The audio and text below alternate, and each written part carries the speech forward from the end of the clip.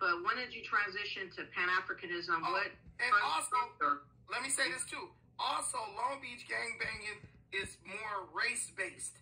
We beef with Mexicans. That's where all our gangs have. There's a gang called the East Side Longos, West Side Longos, North Side Longos, Barrio Pobres, 3rd Street Barrio.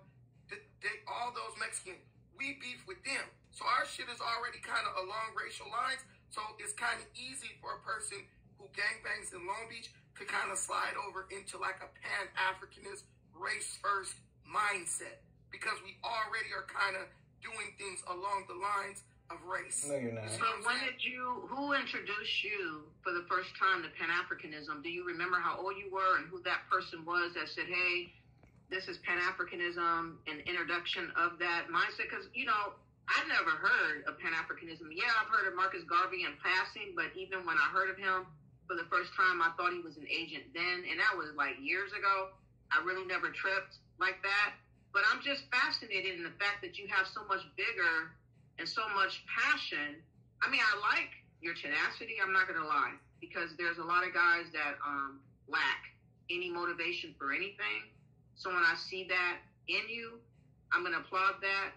But I think it's kind of displaced, and I just want to know how old were you or who introduced you for the first time, because it might not have been your father from what you're telling me. He was in jail and whatever, so I don't think it came from him. So who introduced you to Pan-Africanism? No one I could say really introduced me to it. I know, like, my grandfather, he would buy these books. I remember he had, like, Capitalism and Slavery, They Came Before Columbus, Inhuman Bondage, Icy's Papers. My grandfather used to have these books. He bought these books. And he used to read them every morning, and then I was a reader, so I would read them too. So I learned about Francis Cress Welsing,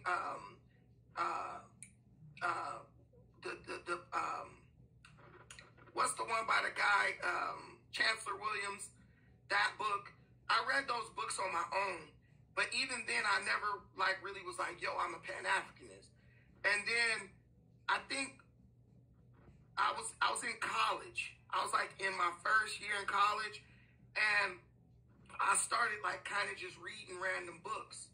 And I ended up reading Dr. Amos Wilson, The Blueprint for Black Power. And that, I always knew about Marcus Garvey, but I never went in depth with what he was all about. I really would say I got introduced to it through the literature of Dr. Amos Wilson, Chancellor Williams, Francis